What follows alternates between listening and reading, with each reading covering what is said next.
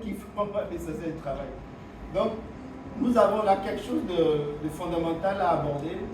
La question n'est pas simple, hein, je vous le dis carrément. Et même les personnes qu'on a rencontrées qui ont porté témoignage du point de vue de leur engagement,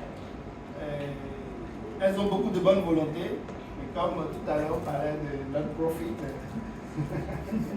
à un moment donné, il va falloir mettre de l'argent sur la table pour que les projets puissent aboutir et que ces femmes-là, justement, trouvent et fassent vivre tout ce qu'on appelle les activités génératrices de revenus.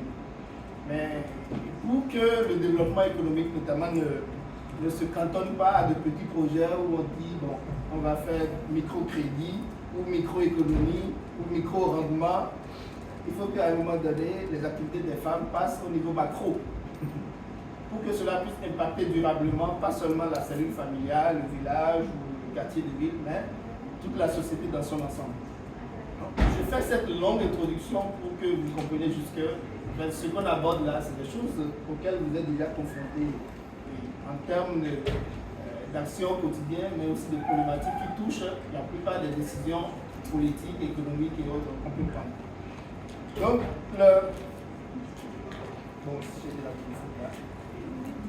en fait, les effets différenciés du changement climatique pour les femmes et les hommes, cela ne signifie pas que ce sont des différences biologiques, comme je vous le disais, mais de la construction sociale des rôles et des relations de genre qui affectent leur comportement socialement accepté.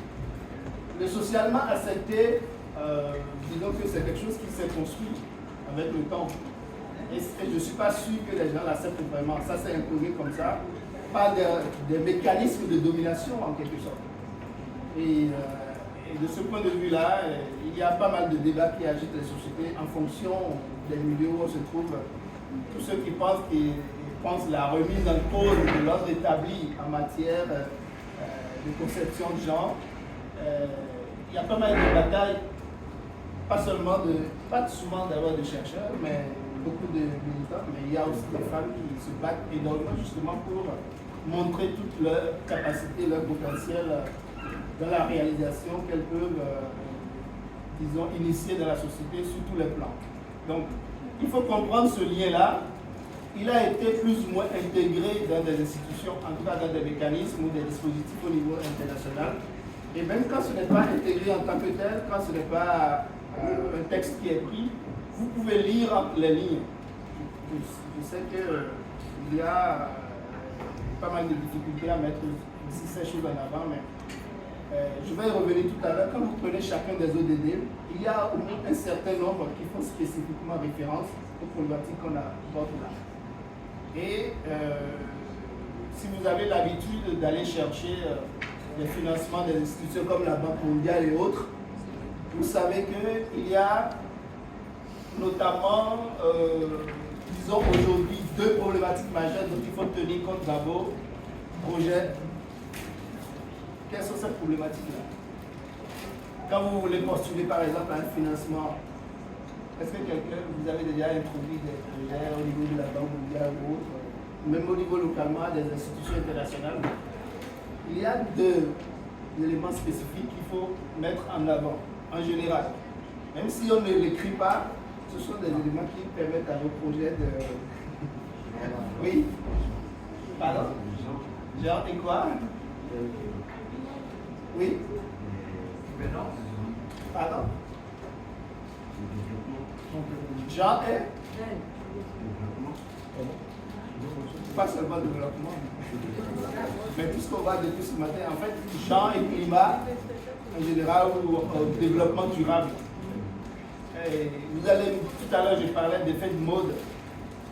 Ce n'est pas qu'un effet de mode, c'est aussi l'idée que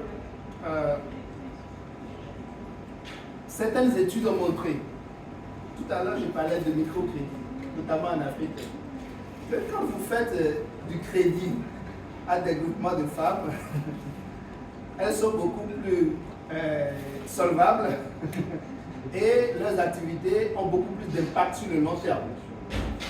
Vous voyez ce que je veux dire ou pas? C'est-à-dire, si vous faites un crédit, vous savez pourquoi je souris, c'est que le paradoxe, en fait, on est obligé de spécifier des problématiques de genre pour dénoncer les dominations du genre.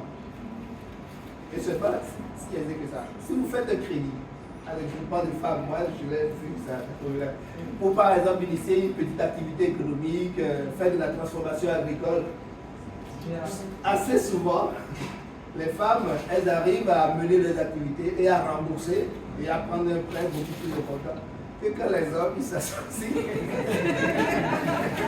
Ils s'associent pour prendre le crédit et que l'un d'entre eux prend tout le crédit, se bat.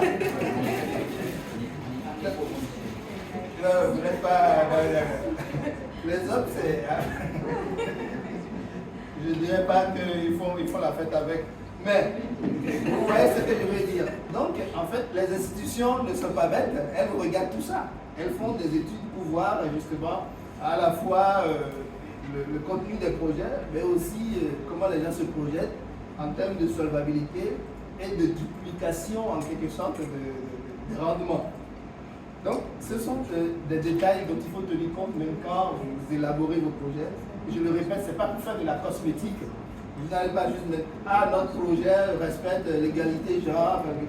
C'est pas juste ça. Il faut argumenter. Il faut montrer en quoi, par exemple, tel projet touche tel ODD ou touche tel item de tel organisme international et qui permet justement à des femmes, à des jeunes filles d'avoir de la montée en compétences, de lutter contre tout ce qui est vulnérabilité dans la société. Parce que n'oubliez pas, il n'y a pas que les questions économiques qui touchent cette articulation-là. Tout ce qui est violence sexiste aussi touche la question du climat. Et les migrations forcées, ce sont souvent les femmes qui sont victimes dans ces migrations-là. On peut considérer que quand vous voyez la migration à travers le désert, à travers les océans, selon les études, on sait qu'il y a une majorité de jeunes hommes. Mais il arrive qu'il y ait des femmes avec leurs enfants, parfois des femmes qui sont enceintes, qui ont leur bébé sur des bateaux de fortune. Donc vraiment des drames humains.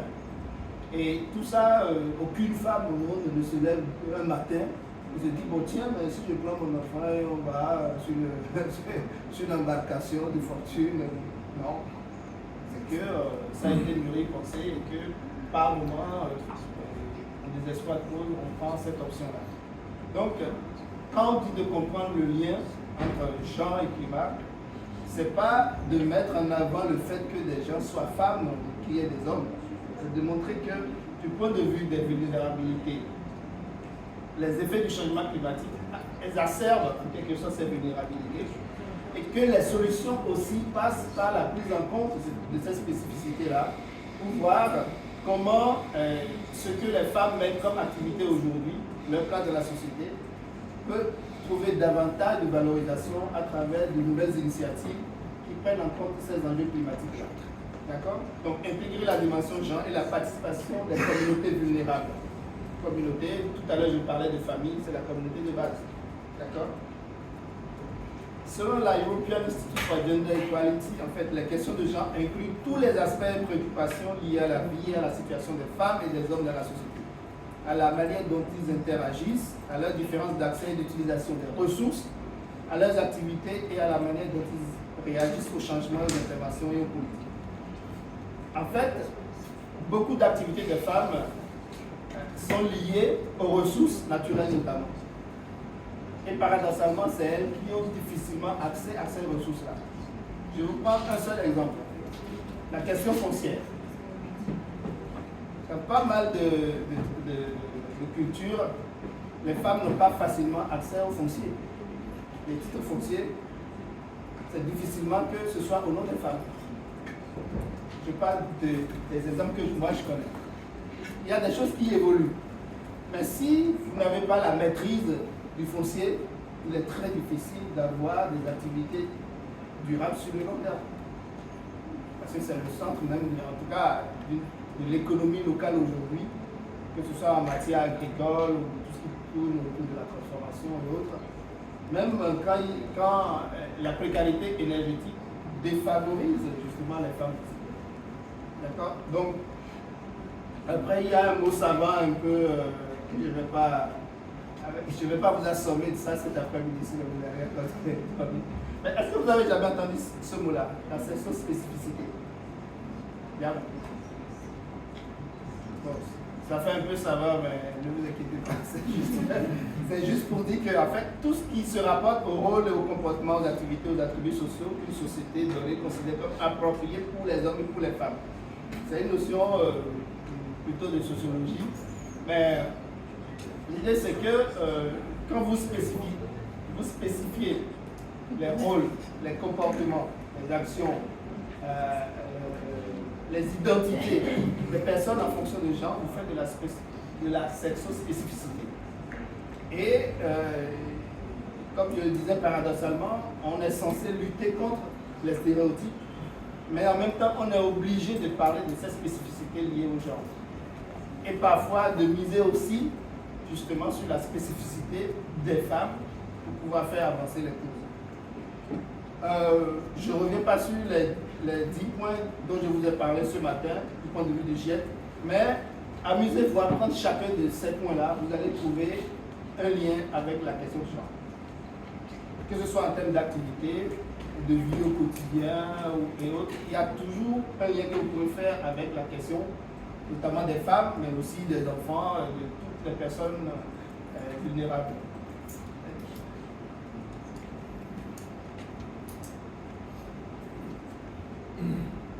L'autre élément, c'est que, bon, je vais finir quand même par donner un ou deux espoirs sur cette thématique-là.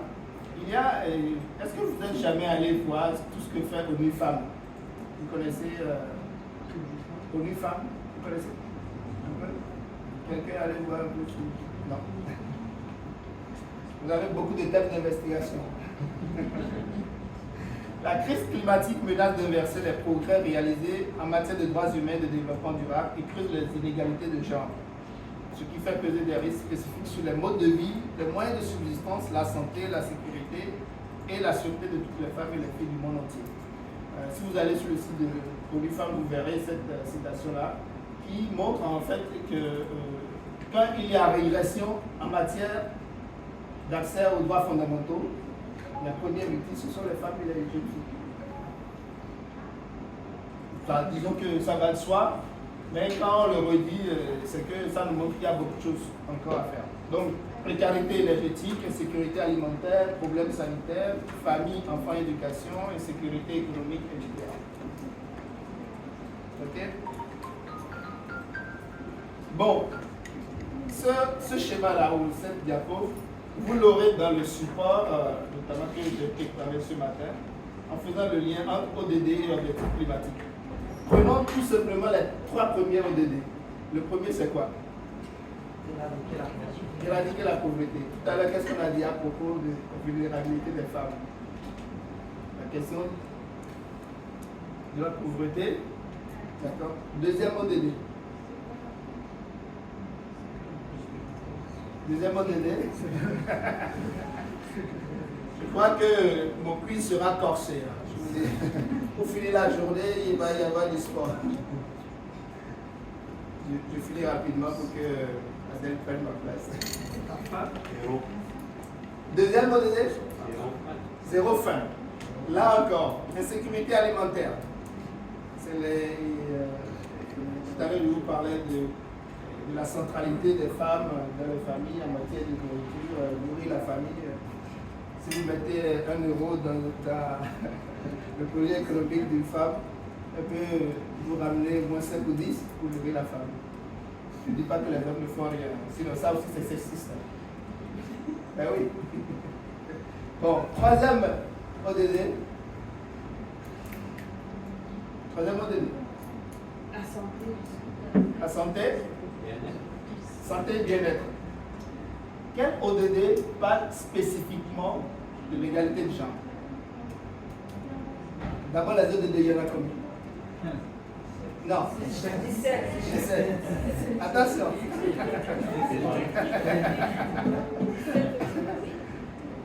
Juste un petit rappel. Les OMD, c'était en quelle année? Les objectifs du millénaire pour le développement, c'était en quelle année? 2015.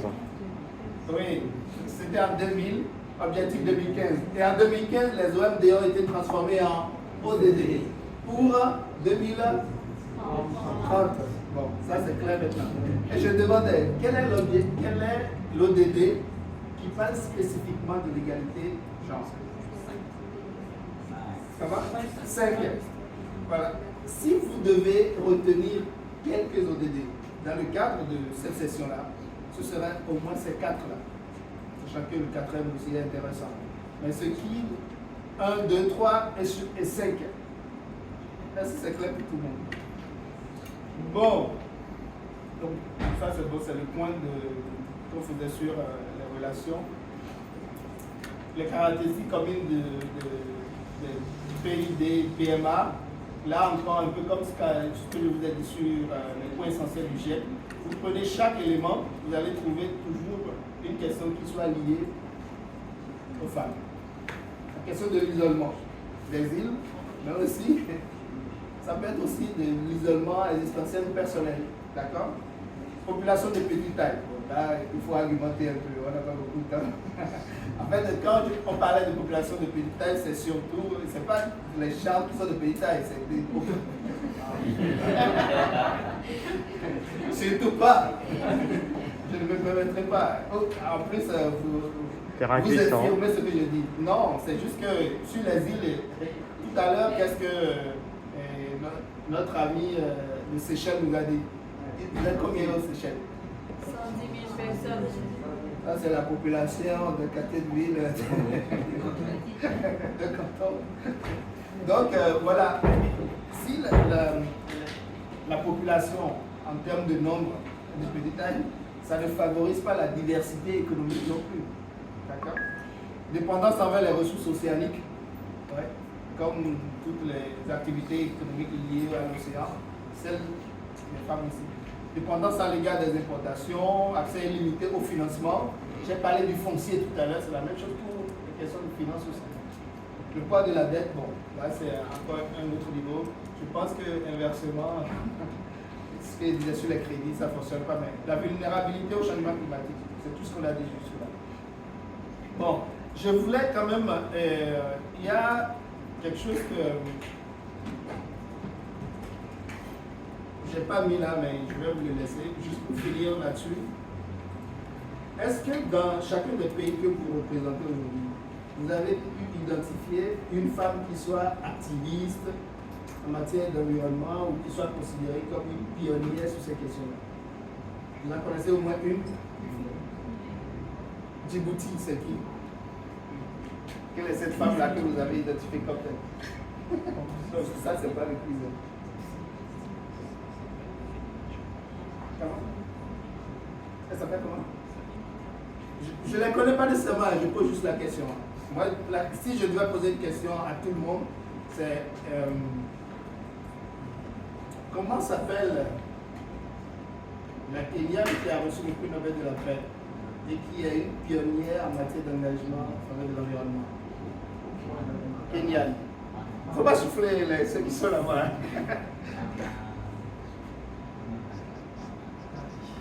Vous avez l'opportunité de faire un travail journalistique sur ces personnages-là. Parce que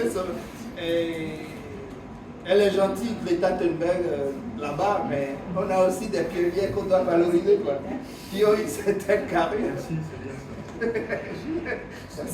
C'est que sa fille est aussi très engagée maintenant. Comment? Sa fille est très engagée oui, aussi. Et pour moi, en fait, c'est des personnages qui méritent des études doctorales. Elle-même, c'est un grand personnage. Donc, je vous laisse sur cette invitation-là. Je ne sais pas, débrouillez-vous pour faire, je ne sais pas, une production. Qui a donné le mot tout à l'heure? Tu as dit quoi? Comment? Bataille. Donc, vous la connaissez ou pas? Est-ce que tout le monde la connaît? Bataille? Wangari Maathai. Wangari Maathai. Si vous ne la connaissez pas, il faut chercher. Ce sera votre devoir pour aujourd'hui. Je vous remercie. Je ne sais pas si vous avez des questions. Est-ce que vous avez des questions? Dites-moi. Ne me demandez pas si j'ai une ONG femme. Non, dites-moi. Vous avez des questions ou pas? Mais faites le travail sur Margaret Bataille. C'est très important. Aujourd'hui, il y a des gouvernements qui veulent planter 1 milliard d'arbres. Son surnom, c'est la femme qui plantait des arbres. Elle est kenyane. Et la dernière fois à Abidjan, j'ai rencontré des journalistes, notamment une qui est allée rencontrer Bataille quand elle était encore vivante et qui a fait un très beau portrait sur elle. D'accord? Bon, si vous n'avez pas de questions, je vous remercie énormément. Et j'espère que vous avez encore un peu d'énergie pour qu'on écoute avec attention Annette. Merci.